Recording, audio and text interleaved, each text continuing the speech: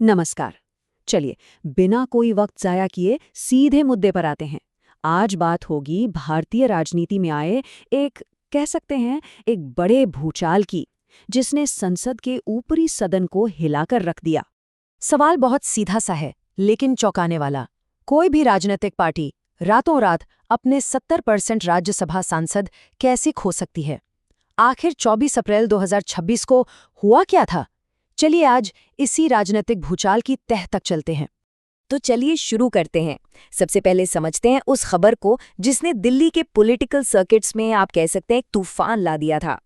तो हुआ ये कि आम आदमी पार्टी यानी एएपी के जो 10 राज्यसभा सांसद थे, उनमें से 7, जी हाँ 7 सांसदों ने एक साथ पार्टी छोड़ दी और भारतीय जनता पार्टी यानी बीजेपी ज्वाइन कर ली।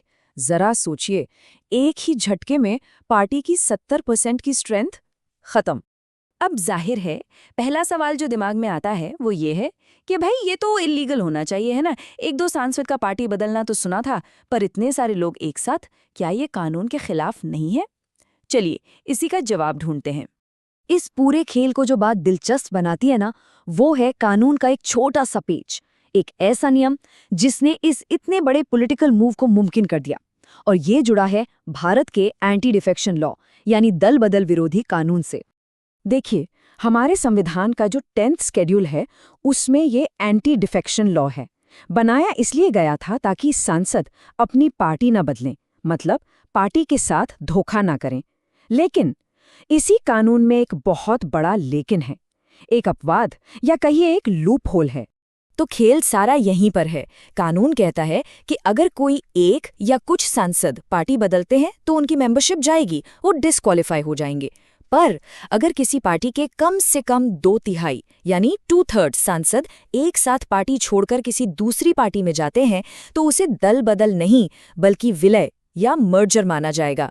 और एएपी के केस में क्या हुआ? 10 में से 7 सांसद, ये हो गया 70%, जो कि 2/3 की सीमा से ज्यादा है। बस इसी एक नियम की वजह से ये लीगली एक मर्जर बन गया और इनकी सदस्यता भी बच गई। इसको ना एक स्पोर्ट्स टीम के उदाहरण से समझिए।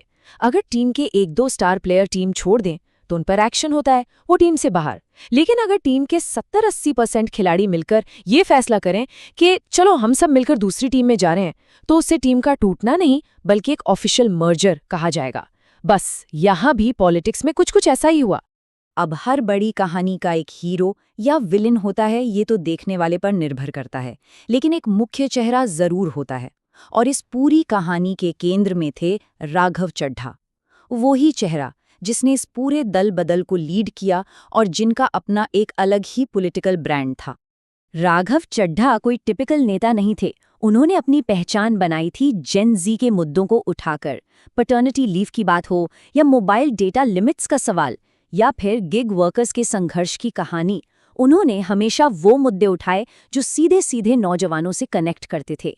यहाँ तक कि वो एक दिन के लिए डिलीवरी एजेंट भी बने ताकि उनकी मुश्किलें समझ सके। इन सब चीज़ों ने मिलकर उनकी एक मॉडर्न, एक प्रोग्रेसिव नेता वाली इमेज बनाई थी। और फिर 24 अप्रैल को प्रेस कॉन्फ्रेंस में आया ये बयान उनकी अपनी ही पार्टी के बारे में। ये बयान उनकी उस बनी बनाई इमेज से बिल्कुल उल्टा था। उन्होंने कहा कि जिस पार्टी को उन्होंने अपने खून पसीने से सींचा, वो अपने सिद्धांतों से भटक गई है। और बस इसी एक बयान ने एक नई बहस को जन्म दे दिया। तो जैसे ही ये खबर आई, इसका सबसे तेज और सबसे जबरदस्त रिएक्शन देखने को मिला डिजिटल दुनिया में, सोशल मीडिया पर। ये नंबर देखिए, सिर्फ 36 घंटों में यानी 1.5 दिन के अंदर राघव चड्ढा के इंस्टाग्राम पर 1.8 मिलियन यानी 18 लाख फॉलोअर्स कम हो गए। ये कोई छोटा मोटा नंबर नहीं है, ये उनके ही युवा सपोर्टर्स का सीधा और बहुत लाउड रिएक्शन था। और बात सिर्फ अनफॉलो करने तक नहीं रुकी। सोशल मीडिया पर #अनफॉलो राघव चड्ढा ये हैशटैग ट्रेंड करने लगा, एकदम आग की तरह फैला। इससे पता चलता है कि लोगों का गुस्सा कैसे एक ऑर्गेनाइज्ड डिजिटल कैंपेन में बदल गया। और एनसीपी के स्पोक्सपर्सन अनीश गवांडे ने इस पर एक बहुत सटीक बात कही। उन्होंने कहा कि जो इंटरनेट आपको रातों रात हीरो बनाता है, वही आपको पल भर में नीचे भी ला सकता है। और राघव चड्ढा का ये केस इस बात का एक जीता जागता उदाहरण बन गया। तो इस पूरे पॉलिटिकल ड्रामे के बाद अब सवाल ये है कि व्हाट्स नेक्स्ट? अब आगे क्या होगा? आम आदमी पार्टी के फ्यूचर पर इसका क्या असर पड़ेगा? नुकसान कितना बड़ा है वो इन आंकड़ों से साफ है। पहले राज्यसभा में आप के 10 सांसद थे। इस घटना के बाद बचे सिर्फ 3, यानी संसद के अपर हाउस में पार्टी की जो आवाज थी वो काफी हद तक कमजोर हो गई। तो अब पार्टी के पास राज्यसभा में सिर्फ 3 चेहरे बचे हैं, संजय सिंह, नारायण दास गुप्ता और बलबीर सिंह सीचेवाल। अब सारी जिम्मेदारी इन्हीं के कंधों पर होगी। और आखिर में ये पूरी कहानी एक बहुत बड़ा सवाल छोड़ जाती है।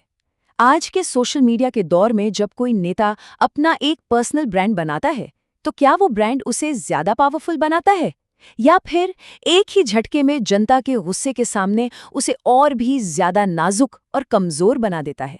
शायद इसका जवाब हमें आने वाले वक्त में ही मिलेगा।